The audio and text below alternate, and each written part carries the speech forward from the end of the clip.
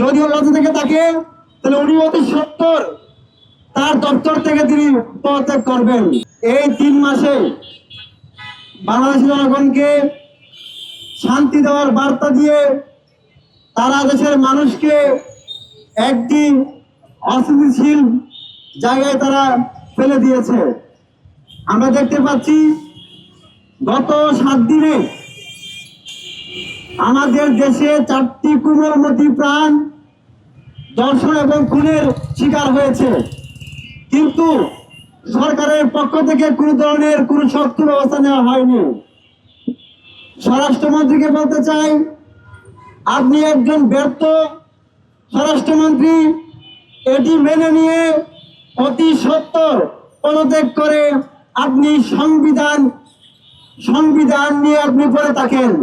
আপনাকে সংবিধানেই মানাই, যেই সংবিধান আমার দেশের মানুষের নিরাপত্তা দিতে ব্যর্থ হয়, যেই সংবিধান আমার কোমলমতি বোনদের দর্শকের হাত থেকে রক্ষা করতে ব্যর্থ হয়, সেই সংবিধান বিশেষজ্ঞ সালাউদ্দিনকে আমাদের আর দরকার নেই।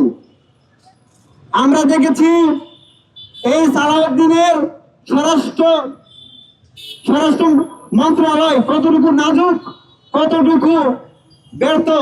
আজকে মিরপুরের বস্তিতে এই সালাউদ্দিনের পুলিশ বাহিনীকে জনগণ দৌড়ানি দিয়েছে। এর চেয়ে লজ্জার কি আছে? যদিও লজ্জা থেকে থাকে, তাহলে উনি অতি সত্তর তার দপ্তর থেকে তিনি পদত্যাগ করবেন। আমরা বলতে চাই, এই বিএনপি সরকার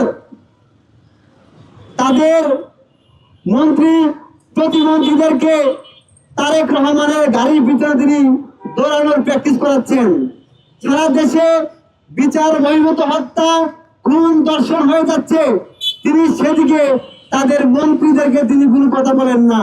তিনি বলেন, আমি যেদিকে যাব আমার পেছনে দৌড়াবা, প্র্যাকটিস করবা, ম্যারাথনের প্র্যাকটিস করবা। কি দেশের মানুষের এই যে জানমালের নিরাপত্তা ব্যাহত হচ্ছে, সেদিকে তিনি কোনো মিটিং করে তাদের কোনো বার্তা দেন নাই।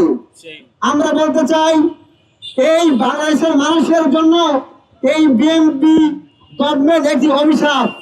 এই বাংলাদেশের মানুষ এই বিএনপি গভর্নমেন্টের হাত থেকে মুক্তি চায়। আজকে রেমিজা বাবা বলেছেন বিচার চাই না। এই সরকারের বিচারের কোনো এক্সাম্পল নাই। কেমন কষ্ট নিয়ে, কেমন তিনি হতাশা নিয়ে তিনি এই কথা বলেছেন ভাবতে পারেন? আমরা দেখেছি এই 3 মাসে অনেক ধর্ষণ, খুন হয়েছে, দিনে দুপুরে হত্যা হয়েছে, কিন্তু তারপরেও স্বরাষ্ট্রমন্ত্রী কোনো ধরনের অ্যাকশন নাই, পুলিশ বাহিনী নিয়ে তার কোনো প্ল্যান নেই। এই স্বরাষ্ট্রমন্ত্রী আমাদের প্রয়োজন নেই। আমি বলবো, অনুরোধ করে বলছি, আপনি আপনার জায়গা ছেড়ে দিয়েছেন যোগ্য স্বরাষ্ট্রমন্ত্রীকে, আপনি এই স্বরাষ্ট্রমন্ত্রীর জায়গায় দিয়ে দিন। আর আপনি মানুষের সাথে প্রতারণার জন্য সংবিধান নিয়ে মিথ্যা উল্টা পাল্টা বয়ান দিয়ে থাকেন। আপনি সংবিধান নিয়ে থাকেন, বাংলাদেশের সাথে আপনি গাদ্দারি করে থাকেন। আমরা দেখতে পাচ্ছি দেশের মানুষের জানমালের নিরাপত্তা ব্যাহত হচ্ছে, খুন হচ্ছে, ধর্ষণ হচ্ছে। আমরা দাবি জানাই, অতি সত্বর খুন ধর্ষণের বিরুদ্ধে শক্ত অবস্থান নিয়ে দেশের মানুষকে আপনারা শান্তিতে থাকতে দিন।